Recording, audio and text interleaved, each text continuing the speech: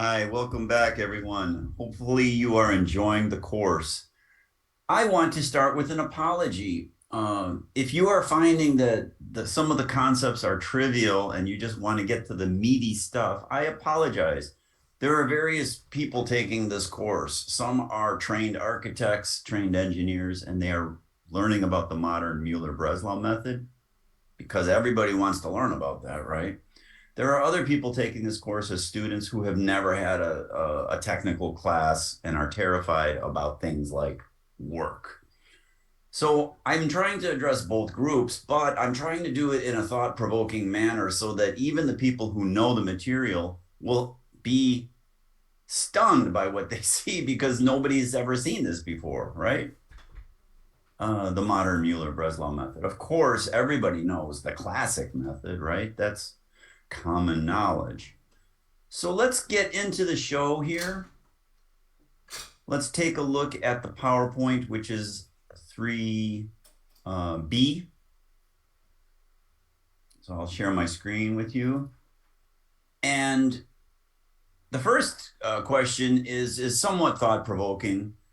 The equilibrating reactions. So we know that the overall architectural structure must be in equilibrium globally. We also know that each element locally must also be in equilibrium. But let's focus on the big picture. We're looking at Mies's National Gallery in Berlin, architecture with a capital A, or we're looking at a diving board. A diving board. That's the technical term for it. No, that's not the technical term. The technical term is cantilever. So we are looking at a cantilever. Are the supporting reactions that are keeping this thing in stasis, at rest, in equilibrium, those supports, are they internal or are they external? That's the first sort of mini thought-provoking question. They are forces and they are moments, those twisting effects. Are they internal or external? Well, we could argue about it. Though they will create work as we perturb the structure due to that unknown. So if we're looking for the vertical left reaction in the modern Mueller-Breslau method, we pretend the unknown left reaction vertically does not exist, and we perturb by delta. If we are looking for the moment, we rotate the structure. The delta is a rotation. And the work done would be the moment multiplied by that rotation, radians. That is delta. They are both delta. I only wanted one equation in the whole book. So it's moment times delta plus each force multiplied by each loft is equal to 0. Now, in the first picture, what is the work done by the diver? The diver is standing on the diving board. Well, notice we can only violate one boundary condition. So the delta in the first picture is a vertical perturbation, and the diver moves up by delta. So the loft is equal to delta in the first picture. The diver wants to go down. The diver is lofted up. That is negative work. Bring that over to the right-hand side. Divide by delta, and you have your unknown, which is the weight of the diver. That makes intuitive sense. Even if you flunked physics in high school, that makes intuitive sense. What goes down must go up. That would be a great t-shirt, right? I don't even have a slogan. I need that t-shirt slogan. What goes down must go up.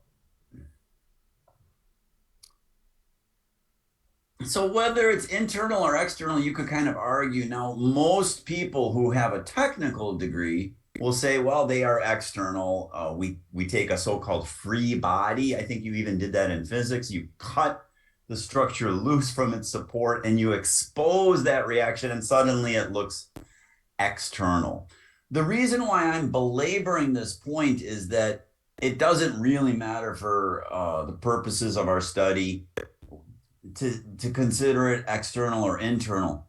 But for the student who has never seen these internal reactions somewhere else along the board, it's worth unpacking it a little bit. And maybe you're one of those people who never really did understand, well, what's the internal stuff? I sort of get the external equilibrium, but what's the internal stuff?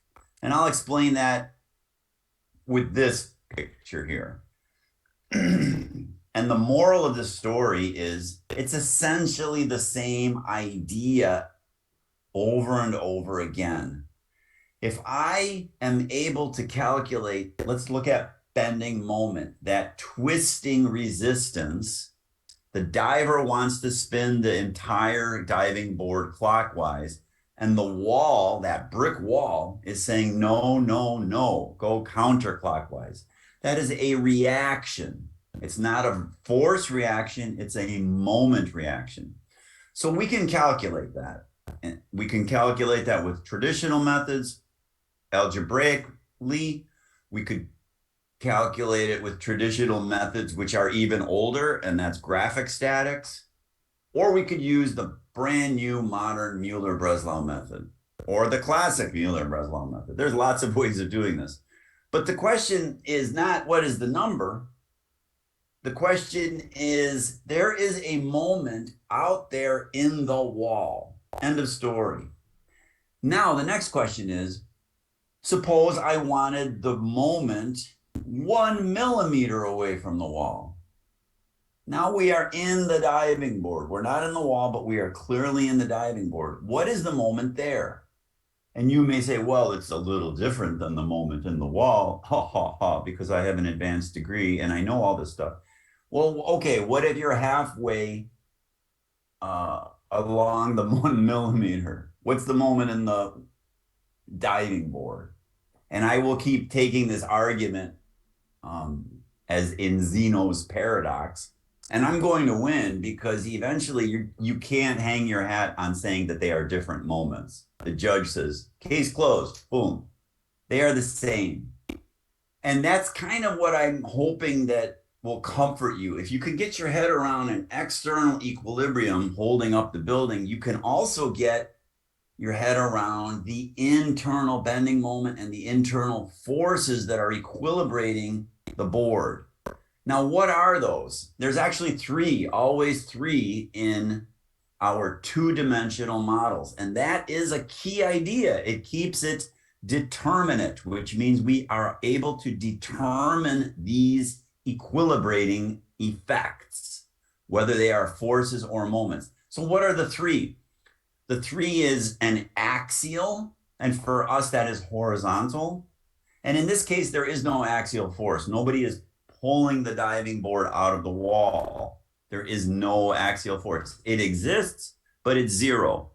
And occasionally I'll get a student who will say, well, wait, professor, if it's zero, it don't exist. And I say, wait, if I give you a zero on a quiz, does that grade exist? Yes or no? And the student will say, you are correct. That does exist, right? So the zero is a number, right? But the axial force is present. It may be zero, it may be non-zero. The other one is the internal vertical force. So I'll show it to you with this picture here using the modern Mueller-Breslau method. So why is that axial force zero? Well, intuitively, you know nobody is pulling out the diving board. We can do this with the modern Mueller-Breslau method. The unknown is the axial force, thus the perturbation is the axial movement. What work is done by the diver during that movement? Clearly the diver is moving, but the diver is moving horizontally. Can you see that? The diver is moving horizontally. But that does no work for me. There's no work done by a vertical load moving horizontally. It may seem that way to the unwashed masses, but you know that's not true. The vertical equilibrating force to the left of the diver in the board, what is that force? Intuitively, we know it's the weight of the diver. by the modern Mueller-Breslau method, we remove the ability of the board to carry that vertical force and we perturb it vertically. And once again, that unknown internal force becomes the weight of the diver because the diver wants to go down. The loft is pushing the diver up. That's negative work. We bring it to the right-hand side. It becomes positive. Done. Case closed. The last one, the moment. This is perhaps hard, perhaps trivial. But I already apologized to you if you know what you're doing. So no more apologies. Perhaps it's new to you. We pretend that the diving board internally cannot carry moment. We put a hinge in there. Now, of course, everybody's dead. It's unstable. But the other two are unstable also. Did you think about that? So we put an internal hinge there and we rotate the diving board as a rigid body. You could see it swinging through some deformation, but what is delta? Delta is the angle. It's the angle. That's why I drew that arrow very beautifully here. It's the angle. That is delta. That is radians. You got that? Radians. And if I lost you, don't panic. Come on, it's just a radian. All right, let's do this carefully in our children's program, GeoGebra, which was designed for the modern Mueller-Breslau method. I wish Heinrich could see us today, right? So here's our diving board. It's 10 units of length long. That could be meters, that could be feet. It doesn't matter. The diver is a whopping 2,500 units of force. Could be a piece of machinery on a balcony, if we're going to go architectural, right? And that piece of machinery is 6 units of length away from the wall. The wall is a rigid, fixed connection, right? That it's not moving, it's not rotating. But I am looking at the moment, the internal moment, 3 units of length from the wall. Okay? So what is the moment using the modern Mueller-Breslau method? We pretend that there is no moment. We remove the capabilities of the structure to carry that moment. That means we insert a hinge. We perturb it. That means rotation. Still delta. There's only one equation in the whole course. Everything is rigid. So notice the right tip of the diving board or the cantilever has rotated to right prime. Yes, that moves horizontally. Yes, that moves horizontally, but I don't care about that, okay? So I need to say for any perturbation, I can capture the loft. What is the loft? Can you draw it on this slide? Yes, you can. This is the loft, not the horizontal movement. That is not important at all. It does no work, only the vertical part. So now, head explosion time, if you have done statics algebraically before, you know what that moment is. And I'm telling you, the moment is the force times the vertical movement, the movement in the direction of the force divided by radians, not by degrees. We don't divide by degrees, good grief. And that is the moment. Now, Heinrich did this in my class in 1870, and Heinrich always said delta is 1. So if you know the classic Mueller-Breslau method, he's dividing by 1, which is a pretty easy thing to do, right? But that's why he chose 1. And there's all sorts of fun stories about 1, not 1 radian, not 1 degree, but 1. I talk about it in the book. Made my head hurt. I don't even want to talk about it here because we're not doing the classic. We are doing the modern. There's the loft. It's easy. And I hate to use that word easy. It's straightforward and quick to do this in our script. You could take the Y values of the perturbed load versus the Y value of the unperturbed load. That is the loft. Or you could draw a segment and label it as loft. And then when you are using your script, you refer to the name of the segment, not length parentheses of the segment. You just refer to the name. And it is a scalar, not a vector. It's a dimension. Or you do both, but then you use different names for your different entities. And the moment then becomes very, very quick to find. There's only one equation in the book: unknown times delta plus each force times each loft is equal to 0. There's one force, it's the weight of the diver. It's going down, and the loft is going down. That is positive work on the left-hand side of our equation. We bring it over to the right-hand side. We divide by delta, and the answer becomes exactly correct as delta gets small.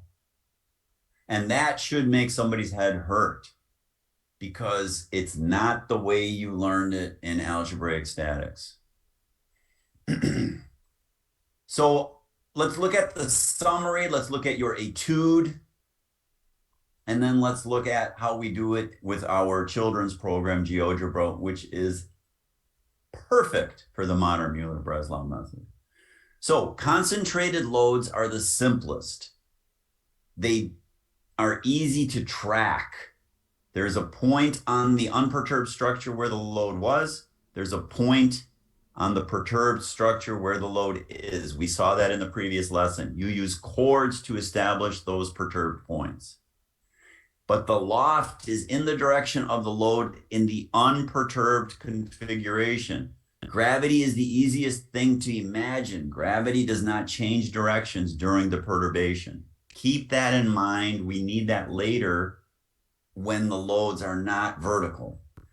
So your etude is to create a cantilever beam, to put one load on the beam, one diver, put a cut point on the board, but put the cut point between the wall and the diver. I didn't mention this, I probably should have, but let's go back to this picture here. If your cut point is out here, there's nothing happening. There's no loads being perturbed, right? So put your cut point between the wall and the diver, okay? I didn't mention that in this slide here, but I'm smiling because I'm sure somebody's saying, oh my gosh, this is so trivial. And other people are probably saying, what is he talking about? So put a load to the right of the cut point, draw the perturbed shape in GeoGebra, seeking the moment, establish the loft. No numbers, just draw this picture. Draw this picture for me in GeoGebra. And be fussy about your style. Style matters in drawings, absolutely. Be consistent, develop your own style. Notice how I ghosted the original beam, but only part of it. Isn't that nice? A little bit self-congratulatory, sorry. Notice how I ghosted the load. If you are color sensitive or color blind, use tonality, use dashed lines. Notice how I put the text in there in a judicious manner. Notice how everything that is not necessary is removed. It's a clean drawing. Notice the labels. Some things are labeled. Some things are not labeled. Do I really need to label left? No. The only reason I labeled right is that you see the path. You could put in that circular arc for me. That's beautiful. Notice the icon for the cut is an X, but the icon for the load is a diamond, right? You don't have to exactly use those icons, but start to develop your style. And how fun is it that we can reinvent a personal style as draftspersons in this new age of parametric modeling, whereas for 50 years, 40 years, stylistic individuality disappeared in technical drawings because of AutoCAD and programs like that that are completely the same no matter who's the author. I think that's great. And then you go back another 50 years and draftspersons had their own style. Such a fun digression. I'd love you to find some old drafting documents. Okay, let's stop this share and let's jump into the program GeoGebra.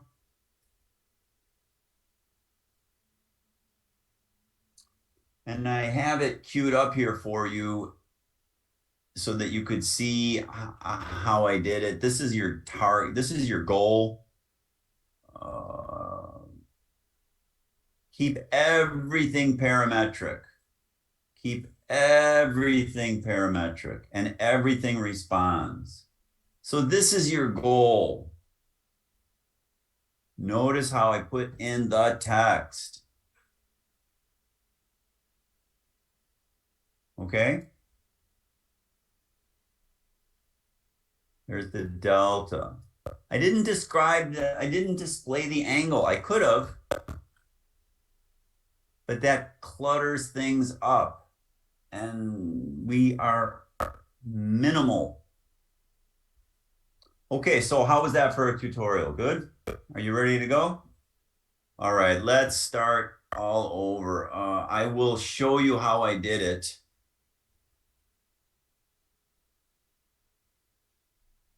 The first thing, of course, is I increase the font size so everybody can see what I'm doing. The second thing is I turn off the labeling just because I find it obtrusive. Let's start with the bricks. The bricks are cool. You could make a polygon and just draw it out here. It doesn't have to be anything precise. It's just a bunch of bricks. And then right click object properties, and under style, I like the bricks. There they are. There's a 45-degree brick. You pay a lot for those. Those are super expensive masons, as are the 90-degree bricks. There we go, the zeros. I like to be consistent with my color. You should be consistent with your tonalities if you are colorblind or color sensitive. Sorting by object type, immediately I'm going to just hide all of my points. I don't need those points. And that's how I got the bricks. Close algebra, reopen algebra, and now I have lots of control. The next thing I always do is I say left is, oops, sorry. The next thing I do is say left is 0, 0, and I fix that object. How do you fix it? You right click on it, object properties, basic, fix. And the reason why we fix it is that, I've moved it accidentally so many times it drives you nuts. Span, you could say span if you'd like at this point. Perhaps span is 10, doesn't have to be 10. And then right is left plus span 0. Anything is better than simply hard wiring, unless you're just dropping dots on the screen like I did for the bricks. If you're precise, just be parametric. If you're imprecise, you don't have to be parametric. A big segment, let's make it blue, thick line here for the beam.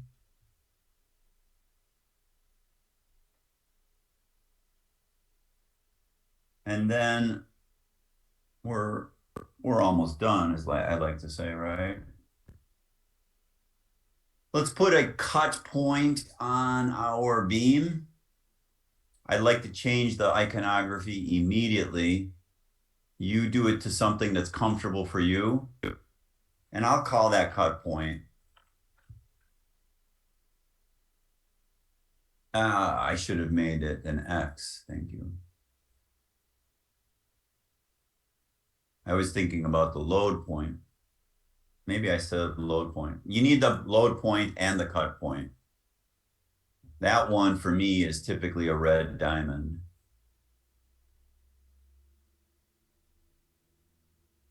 And let's call that load point. So these are glued to the beam. They can't leave the beam. And the cut point is between the wall and the diver. If you want to put the diver on there, you can. You don't have to for me, but it looks great. Let's just show you how I do it. I actually put in a number for the diver force. So I usually say F1 for the first load, F2 for the second load, etc. It doesn't matter. I think we said this diver was a whopping 2,500 somethings units of force. And then we needed a scale. And here's one of the few times that I do use a slider. I find them wonderful, but I hate the animation. Drives me bonkers. So I call it F scale. We talk a lot about this in the course. You'll see it many times. You are scaling your drawings. Drawings are not full scale. You don't bring a drawing out to the Burj Khalifa site that is the size of the Burj Khalifa. You scale them. The minimum is 1 because I divide by this number. I don't multiply by a tiny number. I divide by a big number. The maximum could be a parameter, excuse me. And here I would just call it F1. And I put it somewhere about halfway and I could wiggle that. Now, why did I do all that? I draw a perpendicular line through the load point, and then I draw a circle centered on the load point. The radius is that force divided by the scale. And that looks terrific. That's not self-congratulatory. That's a fact. That looks terrific. Here we go. So that is our arrow that depicts the load to some scale. Then don't show the object, hide everything, don't delete. Get a big, hefty arrow in there, and now you are golden. Oops. Okay?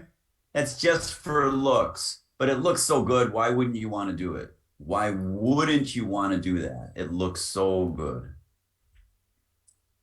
The next thing is we're looking for the perturbation, which is delta. For us, that's a rotation. We're looking for the moment. So I will draw a circular segment centered on the cut point, and I don't even need this radius. Yes, you could find that radius. I'll show you what I mean. I'll hide the diving board and I'll put in 2 diving boards. May as well do that now. I have to do it anyway. From left to the cut point, and then from the cut point to the right, and that will become dashed. Now I could use this radius, which is for me J, segment J. I'm holding my mouse. It'll be something different for you probably. And I could do this. I could say circle centered on the cut point of radius J, and that will work. But that's a lot of steps, and I don't want to do that. So I'm actually deleting that. I will take circle with center through point. There's the center. There's the point. How easy peasy is that? Easy peasy mac and cheesy. Looks great. Then we put a point on the tip of the board circle. That was a terrible sentence. We put a point on the circle that passes through the tip of the diving board. And that is our perturbed configuration. I'm going to hide this label. It's getting a little annoying. Hide that label. Obviously, that's the cut point. Now I have a parametric tool. Don't go past the diver. Everything looks rock solid to me. We're almost done. Well, there's a couple more steps. We need the delta, but the delta is super quick to find here. Look at the delta. Use the built-in angle, select 3 points or 2 lines. If I had 2 lines, what 2 lines? If I had this line and this line, I could select two lines, or I'm just going to use the points because the points are here. Now, the direction matters. If you choose the direction incorrectly, you'll get the exterior angle. We always use that interior angle. It's just tradition. It's more small. Maybe that's why we use it. It's just easier to see, perhaps. Let's do the exterior one. Select 3 points. This, and this will give me that exterior angle. I don't want that. I'm deleting it. I want this one, the interior angle. Oops, I don't know what I did. Here it is.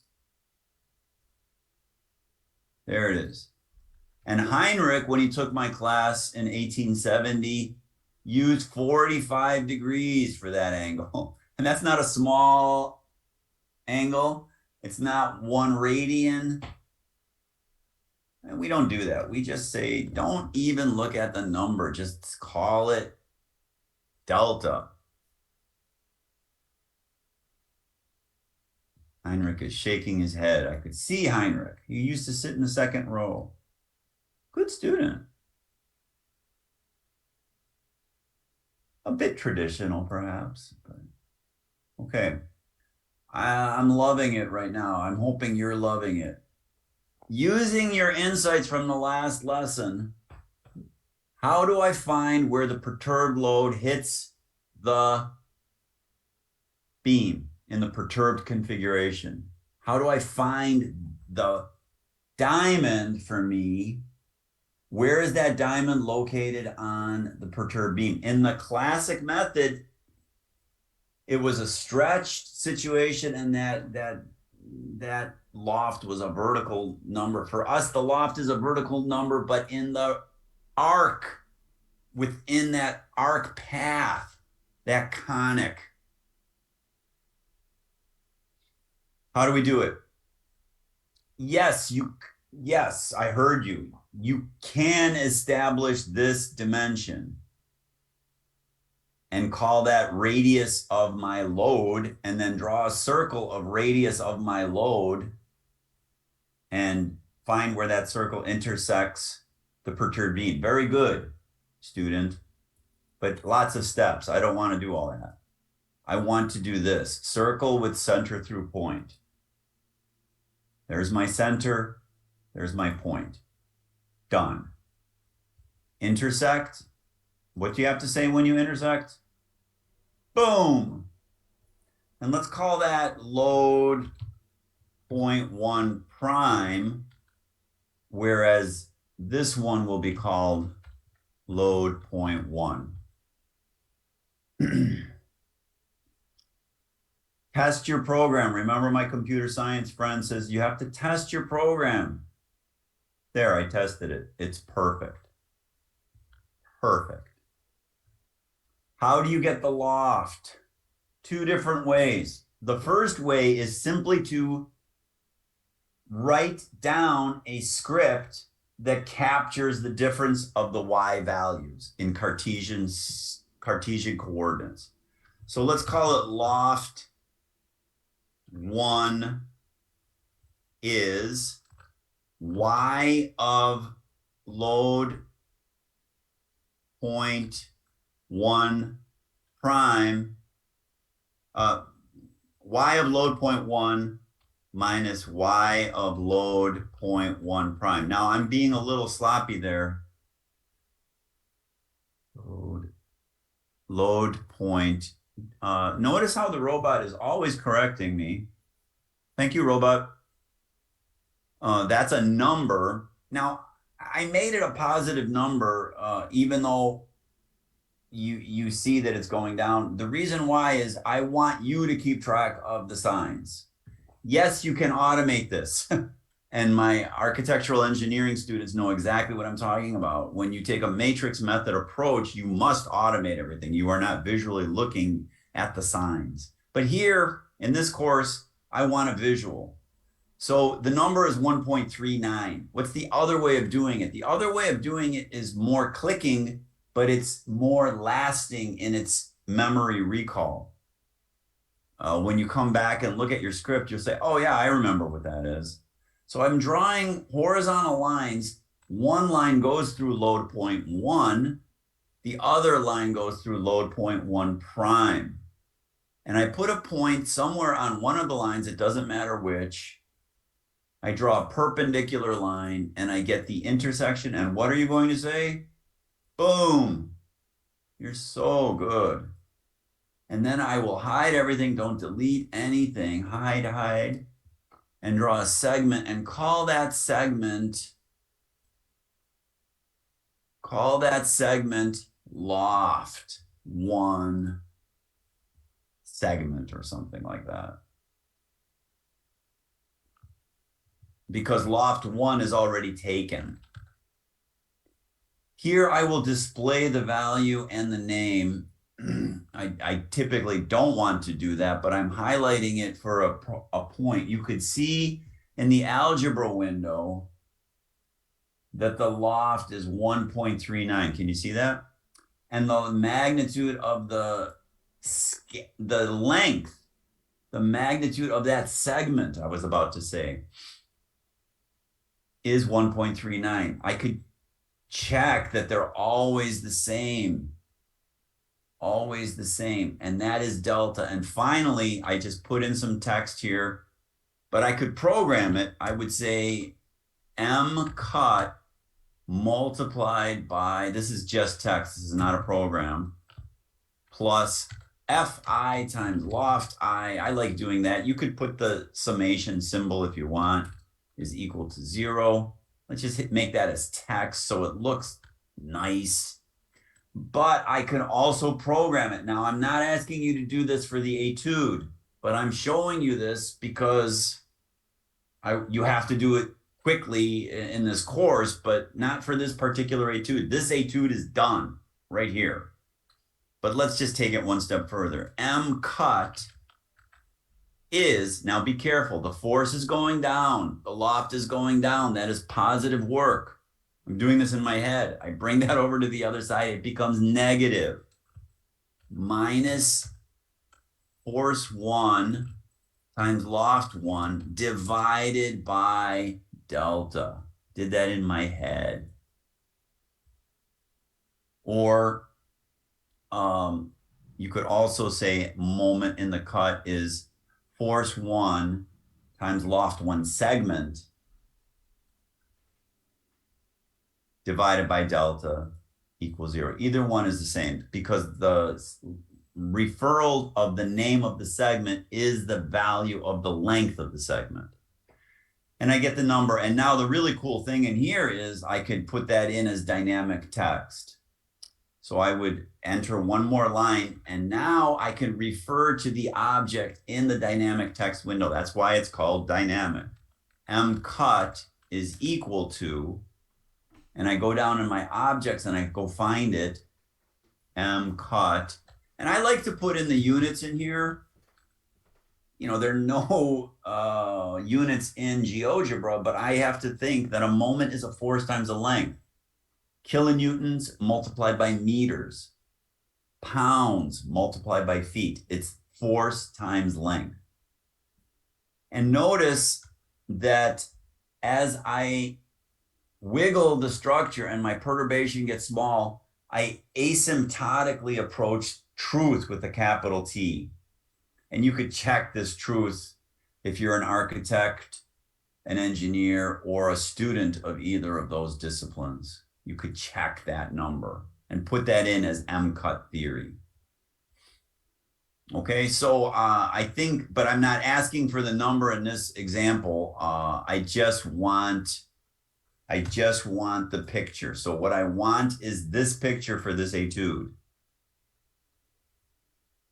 What I want is this picture for this etude.